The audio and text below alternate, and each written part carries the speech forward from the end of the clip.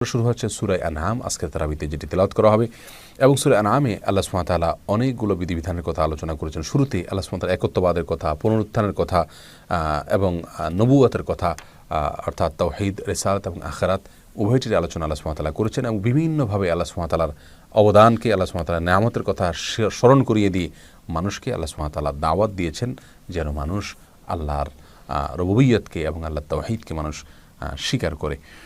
তারপরে বেশ কয়েক পৃষ্ঠা পরে এসে সূরা আনআমে ৩৫ নম্বর আয়াতের দিকে এসে আল্লাহ সুবহানাহু ওয়া তাআলা তার নিদর্শনগুলোকে যারা অস্বীকার করে, সেগুলো থেকে যারা বিমুখ হয়ে যায়, তাদের প্রসঙ্গে আলোচনা করতে গিয়ে তাদের পরিণাম কি হয় সেই বিষয়ে আল্লাহ সুবহানাহু ওয়া তাআলা আলোকপাত করেছেন আমাদের শিক্ষার জন্য। আর এর পরবর্তীতে এসে বেশ কিছু দূর পর্যন্ত একই আলোচনা চলেছে। ৫০ নম্বর আয়াতে এসে আল্লাহ সুবহানাহু ওয়া তাআলা বলেছেন, কুল লা আকুলু লাকুম ইনদি খাযাইনুল্লাহ ওয়ালা আ'লামুল গায়বা ওয়ালা আকুলু লাকুম ইন্নী মালাক ইন আত্তাবি'ু ইল্লা মা ইউহা ইলাইয়া কুল হাল ইয়াস্তাবিল আ'মা ওয়াল বাসীর আফালা তাতাফাক্কারুন। এখানে নবী সাল্লাল্লাহু আলাইহি ওয়াসাল্লামকে আল্লাহ সুবহানাহু ওয়া তাআলা বলেছেন, কুল, আপনি বলে দিন, লা আকুলু লাকুম ইনদি খাযাইনুল্লাহ, আমি তোমাদেরকে বলছি না হে লোক সকল, আমার কাছে আল্লাহর খাজানা বা ভান্ডার রয়েছে, ওয়ালা আ'লামুল গায়ব, আর আমি গায়েব জানিও না, ওয়ালা আকুলু লাকুম ইন্নী মালাক, আর আমি বলিও না যে আমি ফেরেশতা।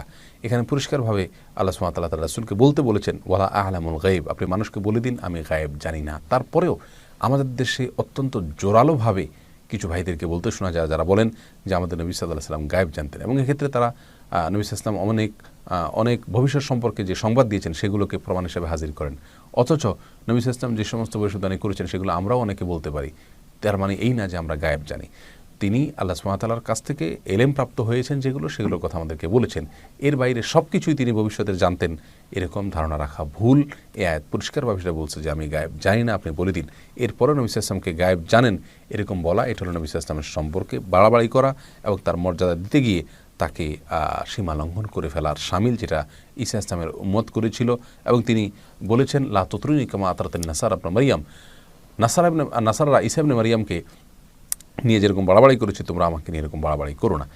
এরপরে সূরা আনআমের আরও বেশ কিছু দূর পর্যন্ত প্রায় কাছাকাছি একই বিভিন্ন বিষয়ে আলোচনা চলেছে। এরপরে আল্লাহ সুবহানাহু ওয়া তাআলা প্রায় ৭৪ নম্বর আয়াত থেকে নিয়ে ইব্রাহিম আলাইহিস সালামের সঙ্গে তার বাবার এবং পরবর্তীতে তার বাবাসহ তার এলাকার লোকদের সঙ্গে যে বিতর্ক হয়েছিল সেই বিতর্কের কথা আল্লাহ সুবহানাহু ওয়া তাআলা বলেছেন। ইব্রাহিম সালাম তার বাবাকে বলেছিলেন, আজারকে বলেছিলেন যে আপনি মূর্তি পূজা করেন, অথচ আমি আপনাকে আপনার এবং কওমকে সবাইকে মনে করি আপনারা ভুল পথে আছেন মূর্তি পূজা করে, কারণ মূর্তি এটা পূজনীয় বস্তু হওয়ার কথা না। ইব্রাহিম আলাইহিস সালাম তখন তাদেরকে বোঝানোর জন্য তিনি বলেছেন যে তিনি যখন সন্ধ্যা দেখলেন এবং সন্ধ্যার সময় অনেকগুলো আকাশে